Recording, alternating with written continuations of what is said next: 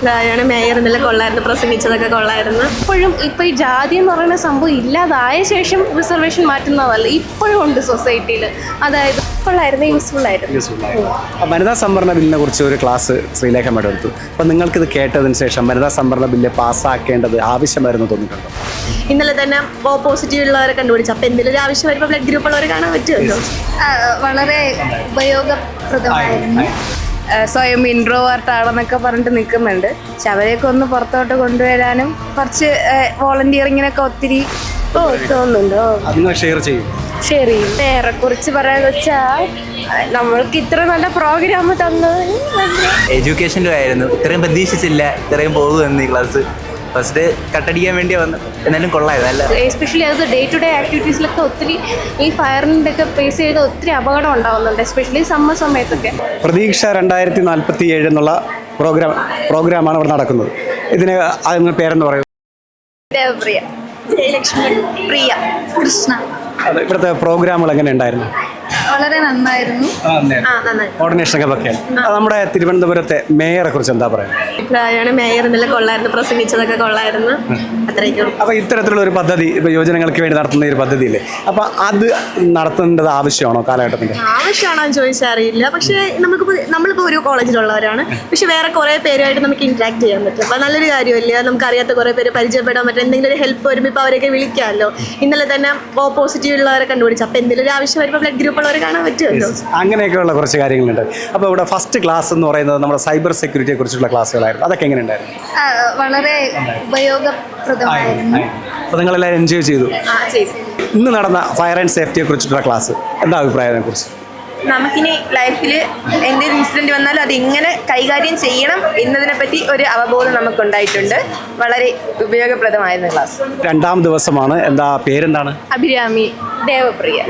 അത് നമ്മുടെ മേയറെ കുറിച്ച് എന്താ പേര്? മേയറെ കുറിച്ച് പറയാന്ന് വെച്ചാൽ നമ്മൾക്ക് ഇത്ര നല്ല പ്രോഗ്രാം തന്നത് എല്ലാവർക്കും ഇത്രയും അല്ലാന്ന് വെച്ചാൽ കൂടുതൽ എല്ലാവരുമായിട്ട് ഇന്ററാക്ട് ചെയ്യാം. അപ്പോൾ നല്ല അഭിപ്രായമാണ്. ക്ലാസ്സുകൾ എങ്ങനെ ഉണ്ടായിരുന്നു? നല്ല ക്ലാസ്സാണ്. നമ്മളിവിടെ ബോറടിക്കുമെന്നും പറഞ്ഞ് വന്നതാണ്. പക്ഷേ സൂപ്പർ ക്ലാസ്സാണ്. എല്ലാവരുമായിട്ട് കമ്പനി ആവാൻ പറ്റി. അപ്പോൾ ഇന്ന് വനിതാ ബില്ലിനെ കുറിച്ചും സ്നേഹ മേഡത്തിൻ്റെ ക്ലാസ് ഉണ്ടായിരുന്നു. അതുപോലെ തന്നെ ഫയർ ആൻഡ് സേഫ്റ്റിയുടെ ക്ലാസ് ഉണ്ടായിരുന്നു. ഇന്നലെ സൈബർ സെക്യൂരിറ്റിയെ കുറിച്ച് ക്ലാസ് ഉണ്ടായിരുന്നു. ഈ ക്ലാസ്സുകൾ ഓവറോൾ എങ്ങനെ ഉണ്ടായിരുന്നു? സൈബർ സെക്യൂരിറ്റിയുടെ ക്ലാസ് കൊള്ളായിരുന്നു, യൂസ്ഫുൾ ആയിരുന്നു. വനിതാ സംവരണ ബില്ലിനെ കുറിച്ച് ഒരു ക്ലാസ് ശ്രീലേഖ മേഡം എടുത്തു. അപ്പോൾ നിങ്ങൾക്കിത് കേട്ടതിന് ശേഷം വനിതാ സംവരണ ബില്ല് പാസ്സാക്കേണ്ടത് ആവശ്യമായിരുന്നു തോന്നിയിട്ടുണ്ടോ? തോന്നി. അതിന് ആവശ്യമാണെന്ന് തോന്നുന്നു. തോന്നുന്നുണ്ട്. 2047 എന്നുള്ള പ്രോഗ്രാം രണ്ടാം ദിവസമാണെന്ന്. എങ്ങനെയുണ്ട് പ്രോഗ്രാം? എനിക്കിന്ന് ഫസ്റ്റ് ഡേ ആണ്. ഫസ്റ്റത്തെ ക്ലാസ് എന്ന് പറയുന്നത് സേഫ്റ്റിയും കാര്യങ്ങളും പറഞ്ഞിരുന്നായിരുന്നു. ആദ്യം ഫയർ ആൻഡ് സേഫ്റ്റിയുടെ ആയിരുന്നു, പിന്നെ ഫസ്റ്റ് എയ്ഡൊക്കെ കൊടുക്കുന്ന കാര്യങ്ങളായിരുന്നു. ഒരു ഓഫീസറിൻ്റെ ആയിരുന്നു, പോലീസ് ഓഫീസറിൻ്റെ. അത് ഭയങ്കര യൂസ്ഫുൾ ആയിരുന്നു. അറിയാത്ത കാര്യങ്ങളൊക്കെ ഒരുപാട് പുതിയതായിട്ട് അറിയാൻ പറ്റി. ഒരു എമർജൻസി വരുമ്പോൾ എങ്ങനെ റിയാക്ട് ചെയ്യണം, ആ സിറ്റുവേഷൻ എങ്ങനെ ഹാൻഡിൽ ചെയ്യണം എന്ന കുറേ കാര്യങ്ങളൊക്കെ അതുവഴി ഒരു സാറ് നല്ല ഇൻട്രസ്റ്റിംഗ് ആയിട്ട് കൊണ്ടുപോയി. ആൾ ബോറടിപ്പിച്ചില്ല, നല്ല ഇൻട്രസ്റ്റിംഗ് ആയിട്ട് ചിരിപ്പിച്ച് തന്നെയാണ് മുന്നോട്ട് കൊണ്ടുപോയത്. നല്ല ക്ലാസ് ആയിരുന്നു. പിന്നെ രണ്ടാമത്തെ സെഷന് മാഡത്തിൻ്റെത് കൊള്ളായിരുന്നു. കുറേ കാര്യങ്ങൾ ഈ പോലീസ് ആ ഒരു ഡിപ്പാർട്ട്മെൻറ്റിൽ നടക്കുന്ന കുറേ കാര്യങ്ങളൊക്കെ അറിയാൻ പറ്റി. പിന്നെ വുമൻസ് അവർ പോലീസിലോട്ട് കയറുമ്പോൾ ഉള്ള സിറ്റുവേഷൻസ്, പിന്നെ അവർ വന്നതിന് ശേഷം അതിലൊന്ന് മാറ്റങ്ങൾ, കുറേ കാര്യങ്ങൾ യൂസ്ഫുൾ ആയിരുന്നു.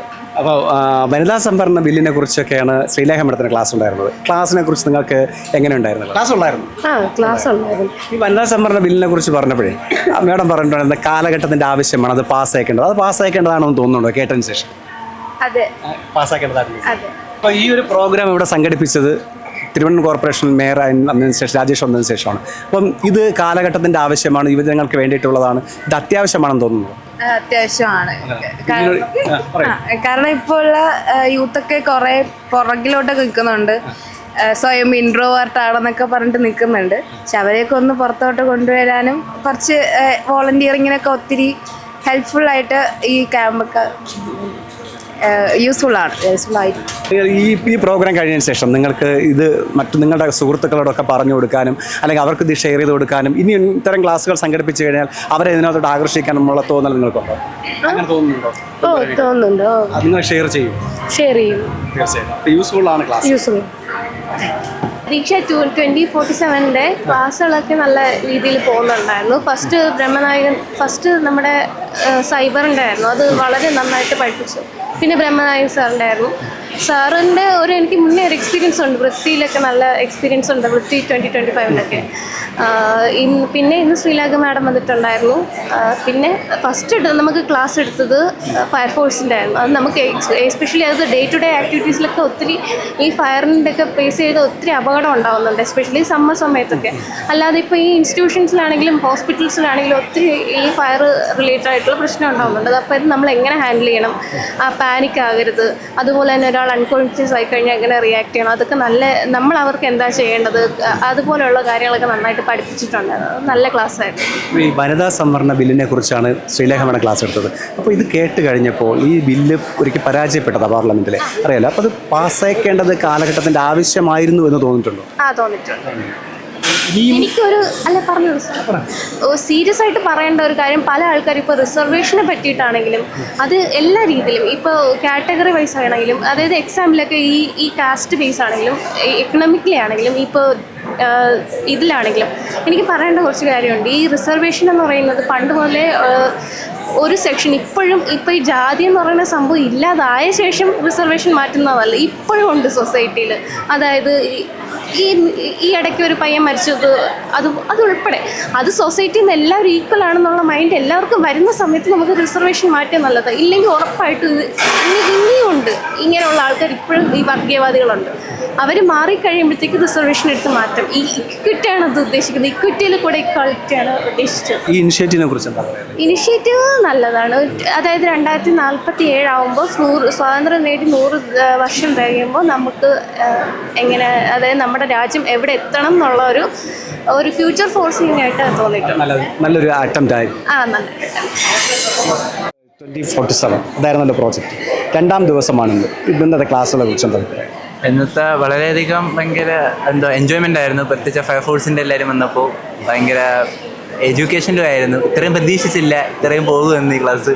ഫസ്റ്റ് കട്ടടിക്കാൻ വേണ്ടി വന്നു, എന്നാലും കൊള്ളായിരുന്നു, നല്ല അഭിപ്രായം. ഈ നമ്മുടെ തിരുവനന്തപുരം മേയറുടെ ഇനിഷ്യേറ്റീവാണ് ഇത്തരം യങ്സ്റ്റേഴ്സിന് വേണ്ടിയിട്ടുള്ള ഒരു പ്രോഗ്രാമാണ്. അപ്പോൾ ഇത്തരം പ്രോഗ്രാം അറേഞ്ച് മേയറെ കുറിച്ച് എന്താ അഭിപ്രായം?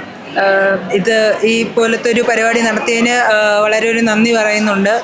പിന്നെ ഫസ്റ്റ് ഡേ ആണെങ്കിലും നല്ല രസമുണ്ടായിരുന്നു. ആദ്യം കുറച്ചൊക്കെ പാടായിരുന്നെങ്കിലും പിന്നെ അതിനുശേഷം നല്ല എൻജോയ്മെൻ്റ് ആയിരുന്നു. ഓരോരോ ബാക്കിയുള്ളവരായിട്ട് കമ്മ്യൂണിക്കേറ്റീവായിട്ട് നോക്കിയപ്പോഴും എല്ലാ രീതിയിലും നല്ല രസമുണ്ടായിരുന്നു. പിന്നെ സെക്കൻഡ് ഡേയും കൊള്ളായിരുന്നു. ഫയർഫോഴ്സിൻ്റെ ആ സാറ് വന്നതിന് ശേഷം റെസ്ക്യൂ പ്രവർത്തനങ്ങളും കാര്യങ്ങളും എല്ലാം പറഞ്ഞതും ആൾക്കാരെ ഹെൽപ്പ് ചെയ്യാനുള്ള രീതിയിലുള്ളതെല്ലാം നല്ല രസമായിരുന്നു. മൊത്തത്തിൽ ഒരു വർത്തായിരുന്നു ഈ ക്ലാസ്. ഇപ്പോൾ നിങ്ങളുടെ ഇപ്പം ഫസ്റ്റ് ആദ്യമായിട്ടാണ് ഇവിടെ നടത്തുന്നത്. ഇനി നിങ്ങൾ അടുത്ത തവണ നിങ്ങളുടെ സുഹൃത്തുക്കളെയൊക്കെ നിങ്ങൾ ഇത് പറഞ്ഞുകൊണ്ട് നിങ്ങൾക്ക് ആകർഷിക്കണം എന്ന് തോന്നുന്നു അടുത്ത പ്രാവശ്യം? തോന്നുന്നുണ്ട്. കാരണം ഇല്ലേ, ഇത് നല്ല ബെസ്റ്റ്, അത്യാവശ്യം വോർത്തിട്ടായിരുന്നു. എന്ന് വെച്ചാലും എല്ലാവരും വന്നില്ലേ, ഇത്ര പേര്, കുറേ പേരെയാണ് വിളിച്ചത്, 400 പേരാണ് വിളിച്ചത്. എന്നാലും ഇത്ര പേര് വന്ന് അവർക്കൊക്കെ വോർത്തിട്ടായി. അപ്പം എന്തായാലും ഇനി ആൾക്കാരൊക്കെ വിളിക്കും. അതാണ് തീർച്ചയായിട്ടും നിങ്ങൾ